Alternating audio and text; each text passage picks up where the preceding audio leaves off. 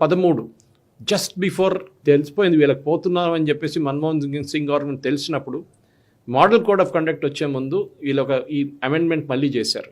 ఈ చెప్పినట్టు వక్ఫ్ ప్రాపర్టీస్ గురించి అమెండ్మెంట్ తీసుకొచ్చారు. దాంట్లో స్వీపింగ్ అమెండ్మెంట్ ఉండే, అంటే ఒకసారి వక్ఫ్ బోర్డు ఈ స్థలం మాదనేగానే అది వాళ్ళది అయిపోతుంది.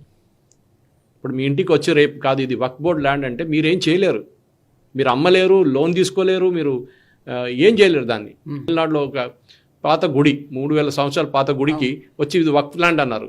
హిందూయిజం ఎప్పుడు మొదలైంది, ఇస్లాం ఎప్పుడు మొదలైంది, క్రిస్టియానిటీ ఎప్పుడు మొదలైంది అందరికి తెలిసిందే. అన్నిటికన్నా పాత రిలీజన్ హిందూయిజంలో వచ్చి మీరు వక్ఫ్ బోర్డ్ ఎట్లయితుంది? గుడికి అసలు ల్యాండే లేదు, చాలా తక్కువ ఉంటుంది. అన్ని ప్లేసులు లీజుకి ఇచ్చేశారు, కాలేజీలు కట్టడానికి ఇచ్చేశారు, హౌసింగ్ కాలనీలు కట్టుకున్నారు, అన్నీ చేశారు. మీరు వక్ఫ్ బోర్డులు ఎందుకు కట్టలేదండి? హౌసింగ్ కాలనీలు పేదోళ్ళకి కదా కట్టేది, మీరు వాళ్ళు కూడా ఇస్తారు కదా, తీసుకోవచ్చు కదా, ఇవ్వరు. మన దగ్గర హయాత్ నగర్ వైపు, దిల్సుఖ్ నగర్ వైపు చాలా మటుకు ల్యాండ్స్ మన పటాకులు కాల్చుకున్నారంటే మోదీ గారు బిల్ తీసుకొస్తున్నారంటే అక్కడ మొత్తం డిస్ప్యూట్లో ఉంది, వాళ్ళు అమ్మలేకపోతున్నారు ల్యాండ్. మీరు ఏ కేసు వేసినా కానీ ట్రిబ్యునల్ దగ్గర వెళ్ళిద్దా, ట్రిబ్యునల్ ఒక డిసిషన్ తీసుకుంటే దాన్ని మళ్ళీ మీరు ఛాలెంజ్ చేయాల్సింది హైకోర్టులోనే.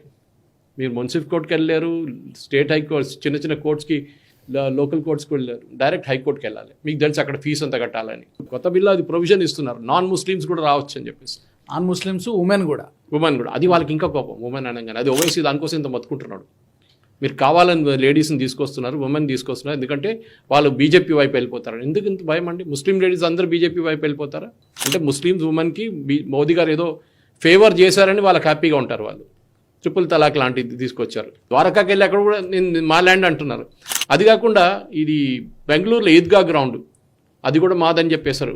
1850s నుంచి మాదే అంటున్నారు వాళ్ళు. సూరత్ మున్సిపల్ కార్పొరేషన్ బిల్డింగ్ అది కూడా మాదే అన్నారు.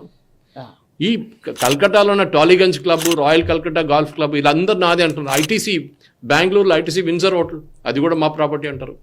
ఎవడో పొద్దున్న లేసి ఒకడు వచ్చి వక్ఫ్ బోర్డు నుంచి వచ్చి నోటీస్ ఇచ్చి బాగా ల్యాండ్ అంటాడు. ఎవడో రాసిచ్చిండు మాకు. ఇప్పుడు దానికి ఉన్న రికార్డు లేవు, డిజిటైజేషన్ లేదు, ఏం లేదు.